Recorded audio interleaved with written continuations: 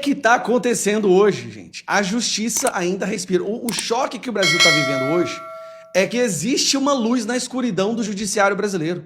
O voto do Fux não é apenas um voto divergente do Alexandre de Moraes. Fux está humilhando o que os colegas dele da primeira turma. Ele está escancarando a perseguição, o viés ideológico, desrespeito ao devido processo legal, cerceamento da defesa, que nem sequer ali aquelas pessoas deveriam estar sendo julgadas. E o Fux não gosta do Bolsonaro. Fux odeia o Bolsonaro. Ele simplesmente está sendo um juiz imparcial. Olha a diferença que faz quando alguém realmente atua de acordo com o nível da sua toga. Eu separei os dois principais trechos. O Fux nem terminou o voto dele, mas não me aguentei. Eu esperava o voto terminar, mas eu tô assim... Eu tô tão empolgado. Primeiro, ele declara a incompetência do STF. Ou seja, o STF nem sequer deveria estar julgando isso. No sentido de reafirmar a jurisprudência desta Corte adotada na questão de ordem na ação penal 937. Conclua, assim, pela incompetência absoluta do Supremo Tribunal Federal para o julgamento deste processo, na medida em que os denunciados já haviam perdido os seus cargos. E, como é sabido, em virtude da incompetência absoluta para o julgamento, impõe-se a declaração de nulidade de todos os atos decisórios praticados. Anula! O voto dele é para anular o julgamento. E, de novo, Fux não gosta do Bolsonaro. E aqui, ele dá aquela humilhada básica nos seus colegas. Uma mensagem para Alexandre de Moraes.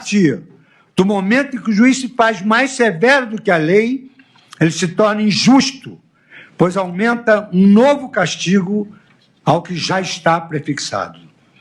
Depreende-se que nenhum magistrado pode, mesmo sob o pretexto do bem público, aumentar a pena pronunciada contra o crime de um cidadão. O juiz deve fazer um silogismo perfeito.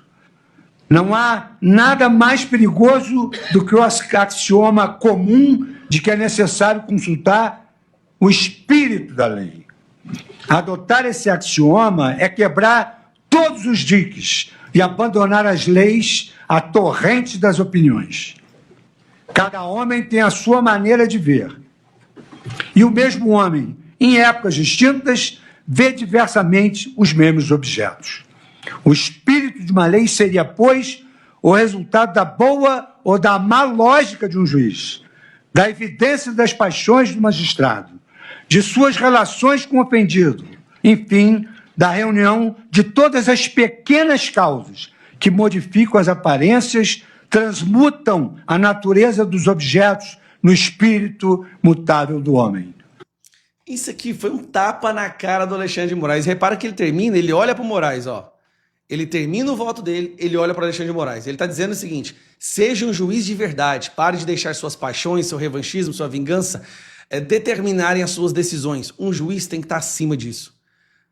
Que tapa na cara. E tem outro momento que ele fala que prefere não mencionar o nome dos colegas para não ficar inapropriado, mas ele está deixando claro. O Fux está trazendo esperança. E eu vou voltar mais uma vez, Fux é um militante, é um esquerdista, mas ele está agindo como um juiz. Ele está falando dos fatos, da prova, da ilegalidade, do cerceamento. Cara, que lapada. Isso porque ele nem acabou. Eu só vim gravar isso aqui porque ele nem acabou o voto dele. Eu tenho certeza que na hora que ele entrar no mérito, aí vai ser assim, vai ficar muito vergonhoso para Carmen Lúcia e Cristiano Zanin votarem acompanhando Alexandre de Moraes depois desse voto do Fux. Vai ficar muito difícil. Há juízes em Berlim. A justiça ainda respira. A toga foi honrada. Foi vergonhoso, foi humilhante para os colegas do Fux ali na primeira turma, ao serem humilhados, né, com um voto técnico. Ele fez um voto técnico ponto a ponto. E eu vou fazer nesse vídeo um resumo do que aconteceu nesse primeiro momento do voto do Fux. Eles saíram para o intervalo para o almoço. Em breve ele volta, aí ele vai voltar com os votos realmente dos crimes pesados, né, das acusações mais sérias. Mas vamos lá. No voto, você inicia com as preliminares. Preliminares são as nulidades, né? O voto que analisa os pedidos das defesas para anular o processo. Por exemplo, uma preliminar foi o que anulou o voto do Lula, a condenação do Lula, dizendo que ele deveria ter sido julgado no CEP-X e não no CEP-Y. Esta preliminar foi o bastante para anular, para descondenar Lula, retirar ele da cadeia e colocar ele na presidência do Brasil. Então é muito importante, tá? As preliminares são de extrema importância. 3 preliminares foram analisadas pelo Fux no seu início do voto. Vamos lá. que analisa vícios processuais. Ou seja, se durante o processo algo errado aconteceu que anule o julgamento. 3 preliminares foram analisados. Eu fiz a anotação com a minha pranchetinha aqui com a ajuda dos meus advogados. Então a primeira preliminar que ele anulou foi a questão se o STF tinha competência, se era no STF mesmo que o Bolsonaro deveria estar sendo julgado. De cara, ele falou que não.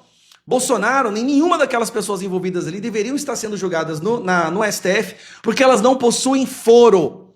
Se você não possui foro, você não pode ser julgado lá. O STF só serve para julgar pessoas com foro e não cidadãos comuns, como Alexandre de Moraes normalizou e a imprensa defende. Mas na Constituição não poderia. Então ele vota pela nulidade do STF, ou seja, incompetência do STF. Isso aí anula o julgamento, tá? Vamos lá. Segundo preliminar. Incompetência da primeira turma. Ele fala o seguinte, bom, já que o Alexandre de Moraes está falando que deve ser julgado aqui porque o Bolsonaro era presidente no momento dos supostos crimes, então ele deveria estar sendo julgado pelo plenário e não pela primeira turma, com apenas 5 membros. Porque no regimento interno fala que presidentes serão julgados no plenário. Só que o Moraes ele entra em contradição. Ele fala, olha, tem que votar no STF porque tem foro. Qual é o foro? É presidente. Tá, no regimento interno fala que presidente tem que ser no plenário e não na primeira turma. Então ele faz mais um voto para anular o julgamento. A terceira preliminar, ele fala que houve cerceamento da defesa. O que é isso? Olha, a defesa não teve amplo direito de defesa. Por quê? Porque o Alexandre de Moraes fez uma coisa chamada de data dumping. Ele despejou para os advogados de defesa, dias antes do julgamento, 70 terabytes de conteúdo. 70 terabytes de conteúdo corresponde a bilhões de páginas. Você consegue imaginar o que são bilhões de páginas? É como se você pegasse todas as páginas da maior biblioteca do mundo e colocasse um cara lá dentro e falasse, olha, prove que você é inocente, a prova está aí em algum desses livros aí, desses 100 mil livros, acha aí a sua prova. Você tem 18 dias para se defender. Você tem noção que isso se chama cerceamento de defesa? É você criar um ambiente onde você torna o réu indefensável. Pois ele votou nesse caso, né, por cerceamento para anular. Só para você ter uma ideia, no mensalão eles tiveram 5 anos para se defender. No caso do Bolsonaro, meses.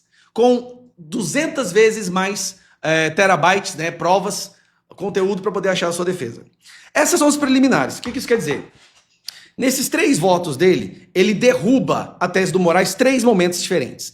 E fala que, primeiro, não deveria ser no STF, não deveria ser na primeira turma e a defesa não teve como se defender. Isso anula qualquer julgamento. Se a Carmen Lúcia ou o Zanin concordar em uma só dessas preliminares, então automaticamente esse julgamento tem que passar para a primeira turma. Se um deles, ou a Carmen Lúcia ou o Zanin, concordarem ou votarem parecido com o Fux em uma dessas 3 preliminares, então o julgamento tem que automaticamente passar para o plenário. E no plenário nós temos o Cássio Nunes e o André Mendonça que poderiam pedir vista. Depois, ele defende, aí já são preliminares de mérito, ele defende que o caso do Ramagem, a suspensão do processo do Ramagem tinha que ser total e não pincelado do momento da diplomação. O Ramagem deveria estar totalmente fora do julgamento agora até o término do seu mandato. Logo na sequência, ele fala que não houve a prova em momento algum por parte da PGR. Cara, ele humilhou aquela galera de uma maneira tão educada, mas ele humilhou. Ele falou que o PGR não apresentou em momento algum prova de organização criminosa. Ele fala de forma técnica que não houve demonstração de organização, durabilidade, estabilidade e divisão de tarefas. Ou seja, não é uma organização criminosa porque ela era completamente desorganizada. Então esse crime não existe. Depois ele fala da questão de dano ao patrimônio e dano ao bem público tombado. Aí é a questão da quebradeira que teve no 8 de janeiro. Olha como é que ele foi claro nisso daqui, que a gente fala há muito tempo, né? Primeiro, não são 2 crimes, deveria ser um só, porque um sobrepõe o outro. Então o Moraes, para tentar aumentar a pena, tentou jogar 2 crimes, mas a verdade é um só. Mas ele fala algo muito mais grave. Ele diz que não tem como você responsabilizar uma pessoa por atos de terceiros, porque nenhum dos réus que estão sendo julgados ali estavam no 8 de janeiro ou quebraram alguma coisa, ou há alguma prova de que eles mandaram que algo fosse depredado ou quebrado. Ou seja, um estava na Disney, o outro também estava viajando. Como que essas pessoas poderiam ter quebrado alguma coisa se elas não estavam lá? Então, assim, é destruidor o voto do Fux. Assim, ele acabou. Isso porque ele nem chegou na questão ainda do tentativa de abolição do Estado Democrático de Direito ou golpe de Estado. Ele nem chegou nessa parte. O que ele está mostrando é que esse julgamento foi fabricado de forma horrorosa. Inclusive, ele deixa a entender que o STF mudou o entendimento do seu regimento interno só para poder julgar Bolsonaro, que isso é feio. Ele dá umas tapas de peluca, como é que chama? Pelica na cara do Alexandre de Moraes em diversos momentos. Inclusive falando que, olha, vou até evitar de falar o nome dos meus colegas, porque eu acho isso desconfortante e inapropriado. Mas ele deixou bem claro que o Alexandre de Moraes está fazendo um julgamento político, visceral, na vingança, está abandonando a toga, está desrespeitando a posição de ministro do STF, e que por isso esse julgamento todo é nulo. O que o Fux fez, acalmar agora um pouquinho, ele acabou de forma técnica, sem paixão, usando a lei, a Constituição e o regimento interno, tudo que o Alexandre de Moraes e o PGR tentaram construir. E escancarou de forma inquestionável que esse julgamento é uma aberração jurídica que está maculando a Suprema Corte brasileira, que pode acabar com a história da nossa Suprema Corte, com a credibilidade que já é minguante, e não só isso. Pode acarretar, inclusive, ainda mais sanções por parte de fora do Brasil contra essas pessoas, quando o próprio Fux fala que foi violado direitos humanos nesse processo. Ele adota a tese até do Felipe Martins, do juiz natural.